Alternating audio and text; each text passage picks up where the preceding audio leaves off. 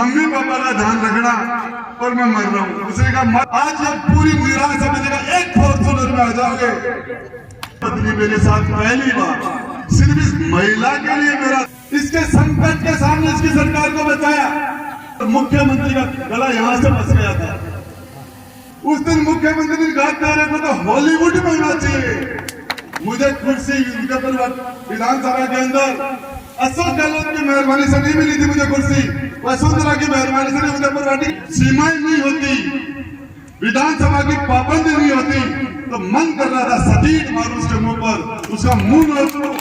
लेकिन दिन बाद में कोविड आ गया, हमारे 2 साल उसमें खराब हो गए और हम जितना काम करना चाह रहे थे उसमें कोरोना एक ब्रेकर बना। स्कूलें बंद हुई, गाड़ियां बंद, दुकान बंद, सब कुछ बंद और ये उम्मीद नहीं थी कि हम इसमें से बाहर निकल पाएंगे। एक दिन के अंदर छापोली के अंदर 22 लाश आ गई थी एक गांव में। एक दिन में पता नहीं था, ईश्वर की कृपा से हम उससे बाहर निकले। पहला विधायक था मैं जिसने 1 करोड़ रुपए कोरोना में गरीब लोगों के घर के खाने की व्यवस्था कराई। इसके साथ उसके बाद हमने डेवलपमेंट में कोई कसर नहीं छोड़ी। कांग्रेस के लोग चुनाव जीत के जाते हैं, कांग्रेस के 100 साल से ज्यादा के इतिहास पर वोट पड़ता है। 100 साल से ज्यादा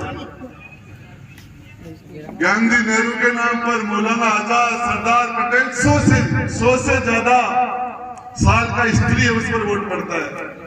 बीजेपी के कैंडिडेट को जो वोट पड़ता है योगी मोदी के नाम से पड़ जाता है। हिंदू मुसलमान हो जाता है, हिंदुस्तान पाकिस्तान हो जाता है, मंदिर मस्जिद हो जाता है, एक विचारधारा हो जाती है, उस पर वोट पड़ता है। राजेंद्र गुड्डा को वोट लोग एक विश्वास करके डालते हैं, एक कर्म के ऊपर वोट पड़ता है, क्वालिटी पर वोट पड़ता है, चेहरे पर वोट पड़ता है, विश्वास पर वोट पड़ता है। मेरी जिम्मेदारी ज्यादा हो जाती है। मेरी जिम्मेदारी लोग राजेंद्र गुड्डा को वोट करता है। यूथ माता और बहन ने राजेंद्र गुड्डा को वोट किया था तो राजेंद्र गुड्डा चुप नहीं रह सकता। मेरी समस्या है, वो समस्या ये है नौजवान ने पार्टी को वोट नहीं किया था। बसपा के तो 2013 में 1100 वोट आए थे। मैं आपको बताना चाह रहा हूं, इसलिए एक बच्चा स्कूल से कॉलेज से कंपटीशन से एग्जाम देने के लिए जाता है, पेपर आउट, पेपर बिक जाते हैं, सेंटर बिक जाते हैं।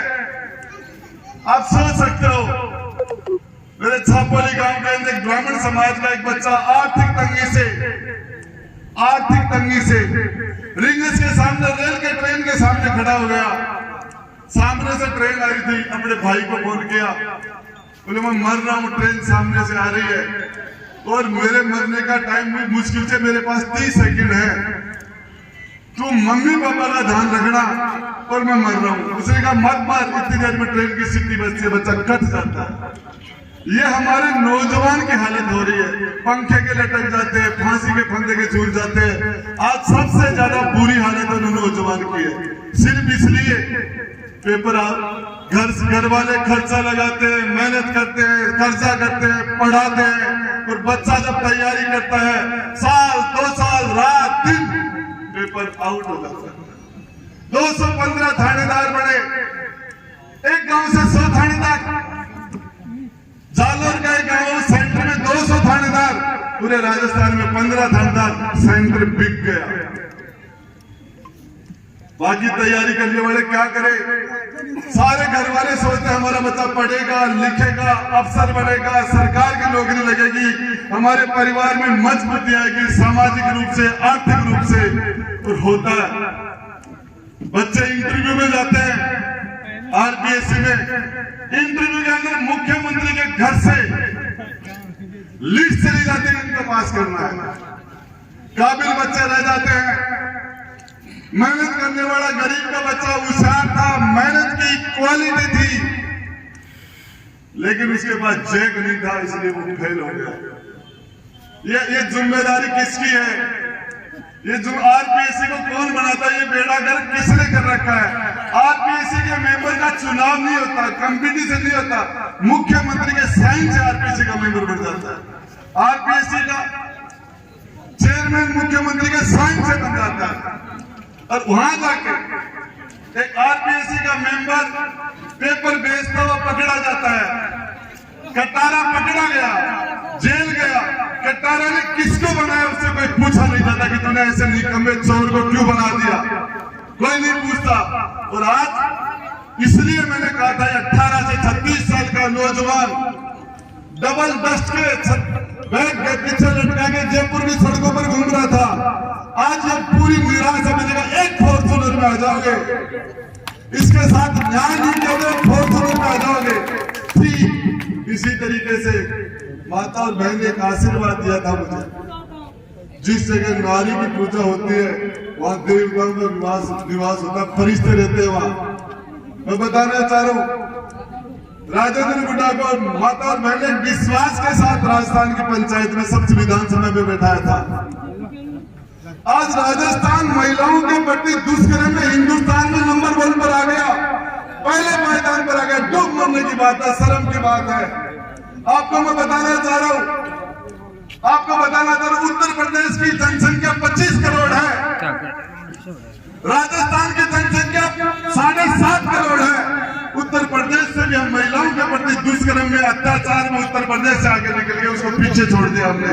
अब बात करते हैं मणिपुर में महिला के साथ दुष्कर्म हुआ, हम उसकी निंदा करते हैं। धरती पर कहीं भी नारी की पूजा होनी चाहिए, लेकिन डूंगर बढ़ती कौन दिख रही, पगा बढ़ती कौन दिख रही, डूंगर बढ़ती दिख रही है। अरे राजा अपने घर को संभाल लो, राजस्थान को देखो, अपने गिरिबान में झांको। हम महिलाओं की हिफाजत नहीं कर पा रहे। यदि राजेंद्र गुड्डा ये नहीं बोलेगा, आपको बताना चाह रहा हूं, पहली बार मैंने दुनिया खूब प्रोटेस्ट किए हैं, जेलें भी गए हैं, और आज तक मेरी धर्म पत्नी मेरे साथ पहली बार सिर्फ इस महिला के लिए मुझे बर्खास्त किया गया, इसलिए आज वो पिछले 10 दिन से 12 दिन से मेरे साथ चल रही है। और पहली बार आजकल बच्चे समझते हैं, महिलाएं समझती हैं कि ये क्या हो रहा है। 3 दिन पहले परसों की बात है, एक बच्ची को 14 साल की नाबालिग बच्ची के साथ दुष्कर्म करके भट्टी के अंदर डाल के उसको भून दिया। अब शेष खत्म हो गया, जिंदी बच्ची को भट्टी में डाल दिया राजस्थान के भीलवाड़ा में। हमें ये जनता कैसे माफ करेगी? गृह मंत्री भी हमारे मुख्यमंत्री पूछ लिया, बर्खास्त, मेरे से इस्तीफा मांग लेते। आज से 11 महीने पहले मुख्यमंत्री जी आए थे मेरे घर, शिवम के जन्मदिन पर हेलीकॉप्टर लेके आए थे, और मुख्यमंत्री जी ने कहा था कि राजेंद्र गुड्डा नहीं होता तो मैं मुख्यमंत्री नहीं होता। आज से 11 महीने में क्या हो गया? हमने 2 बार इनको मुख्यमंत्री बनाने, एक वोट, एक जनता का एक वोट बहुत बहुमूल्य होता है, कलेजे में से निकलता है। 2.5 लाख वोट से एक एमएलए बनता है, 2.5 लाख वोट से। मैंने 6 मेरे दिए थे इनको, 15 लाख वोट के मालिक बनाए। ये तो फेल हो गए थे, इनके पास तो मेजोरिटी नहीं थी, 95% थे। मैंने 6 महीने इनको विधायक था कि इनकी सरकार बनाई थी 2008 में। फिर वही राजेंद्र गुड्डा, वही अशोक गहलोत, वही सरकार के एमएलए कम पड़े, वही 6 एमएलए दोबारा दिए। देखो सहयोग, वही 6, वही गहलोत, वही कांग्रेस, वही राजेंद्र गुड्डा, वो के 6 फिर दिए। इसके संकट के सामने इसकी सरकार को बचाया। मैं उदयपुर वाटी की जनता में कहना चाहता हूं, 99 एमएलए बैठे थे मुख्यमंत्री के घर, और मुख्यमंत्री का गला यहां से फंस गया था, यहां से गला फंस गया था। गुड्डा को बुलाया था, गुड्डा ये डायरी यदि चली गई तो बहुत गलत हो जाएगा। किसी भी पोस्ट पर कैसे भी करके डायरी को निकाल, 150 सीआरपीएफ के जवानों के बीच में निकाल के लाया था। उस दिन भी लड़ लगे थे, लाठीचार्ज हुआ था। उस दिन मुख्यमंत्री ने कहा तेरे को तो हॉलीवुड में होना चाहिए। मुख्यमंत्री ने मुझे हॉलीवुड में होना चाहिए, बॉलीवुड में नहीं, हॉलीवुड में होना चाहिए तेरे। और आज दूध में मक्खी की तरह निकाल दिया। मैंने इनके गाड़ी से 6 बार वोट दिए राज्यसभा का, 2 बार मैंने राष्ट्रपति को वोट दिए, संकट में इनकी मदद की है, संकट मोचन में इनकी मदद की है। आज मुझे कह रही है बीजेपी से मिला हुआ, मेरे पर चांद लगा रहे हैं बीजेपी से मिला हुआ। अरे मैंने तो पूरा जीवन दे दिया, 15 साल दूसरे लोगों के। उसके बाद मैं विधानसभा में गया, पिछले शुक्रवार को मुझे बर्खास्त किया। मेरे से इस्तीफा मांग लेते, मैं आराम से दे देता, बर्खास्त भी क्यों की? तुमने कर दिया। दुनिया के अंदर कोई भी कहीं भी फैसला होता है तो उस पक्ष को सुना जाता है। धरती पर कहीं भी किसी को सजा दी जाती है तो पहले उसका पक्ष सुना जाता है, बाद में सुना जाता है। ये मेरा मौलिक अधिकार है, फंडामेंटल राइट है मेरा बोलने का, मेरी बात रखने का। मुझे कुर्सी विधानसभा के अंदर अशोक गहलोत की मेहरबानी से नहीं मिली थी, मुझे कुर्सी वसुंधरा की मेहरबानी से नहीं, मुजफ्फरवाटी के 36 कौम के भाई और बहन आपके मेहरबानी से, आपके आशीर्वाद से राजेंद्र गुड्डा, आपके वोट से, आपके सपोर्ट से, आपके आशीर्वाद से राजस्थान की विधानसभा में गया था। मैं किसी की मेहरबानी से नहीं गया था, मैं कोई मोदी की मेहरबानी से, कोई राहुल गांधी की मेहरबानी से नहीं था। इस उदयपुरवाटी के नौजवान ने, उदयपुरवाटी की माता बहनों 36 कौम के भाई बहनों के आशीर्वाद से राजेंद्र गुड्डा गया था। मैं विधानसभा में गया, मंत्री नहीं रहा मैं 2 दिन बाद में। मंत्री की कुर्सी पर मैं नहीं बैठ सकता था क्योंकि मैं मंत्री नहीं था। मंत्री की कुर्सी पर बैठता तो कोई भी कहता इस कुर्सी पर क्यों बैठा, तो मंत्री नहीं है। और विधायक के रूप में मेरी कुर्सी पर लगी नहीं। ये कुर्सी उदयपुरवाटी की जनता की थी, 36 कौम की थी, मैं कहां बैठता। मैंने अध्यक्ष से कहा मेरी चेयर कहां, मुझे बोलना है, मुझे मेरी बात रखनी है। मेरे पास चेहरा नहीं, मेरे पास माइक है, मैं बोलूंगा। अध्यक्ष ने मुझे बोलने की इजाजत नहीं दी। फिर मैंने कहा, मेरी आपने देखा होगा मोबाइल के ऊपर, यूट्यूब पर, मैंने उससे कहा कि मुझे बोलना है, मुझे बोलना है, मुझे बोलना है, लेकिन वो कह रहा था नहीं, नो, वो बार बार मना कर रहा था। मैं आपको कह रहा था, और फिर मैंने कहा तुम्हारे काले कारणों की डायरी मेरे पास है, इसको टेबल करना चाहता, मुझे इजाजत दीजिए। वो डायरी टेबल हो जाती तो राजस्थान की 7.5 करोड़ जनता को पता चल जाता इसके कारणों का। नहीं टेबल करने दी उस डायरी में, मुझे नहीं करने दी। और वो विधानसभा जहां 7.5 करोड़ की जनता के तकदीर के फैसले होते हैं, वहां कानून बनते, किसको फांसी लटकाना है, किसमें उम्र कैद करनी है, कानून बनता वहां। उस जगह 25 से ज्यादा एमएलए और मंत्रियों ने मेरे साथ एक साथ, मेरा एक हाथ डायरी से रुका हुआ था। वो 50 लोग थे, उनके पास 100 हाथ थे, मेरे पास एक हाथ डायरी में रुका, मेरे पास सिर्फ एक हाथ था। वो सारे लोग मेरे पर टूट पड़े, मेरे से वो डायरी छीनने के लिए। वो पूरी ताकत से डायरी को बचा रहा था, लास्ट में नहीं बचा पाया, उन्होंने छीन ली।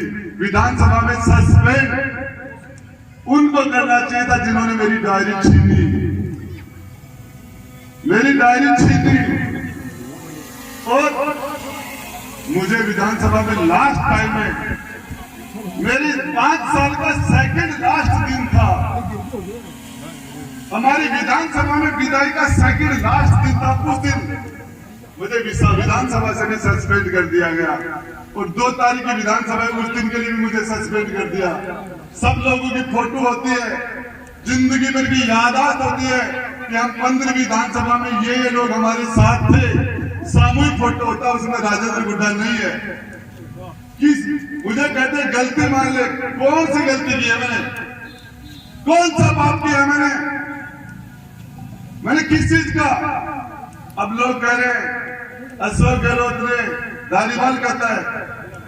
एक महिला विधायक पूछती है बच्चों के साथ दुष्कर्म क्यों हो रहे हैं, सरकार की तरफ से धारीवाल जवाब देता है, इतना गंदा जवाब, टूट पड़ने वाला जवाब। ये मर्दों का प्रदेश है, ये मर्दानगी है, हकीकत है।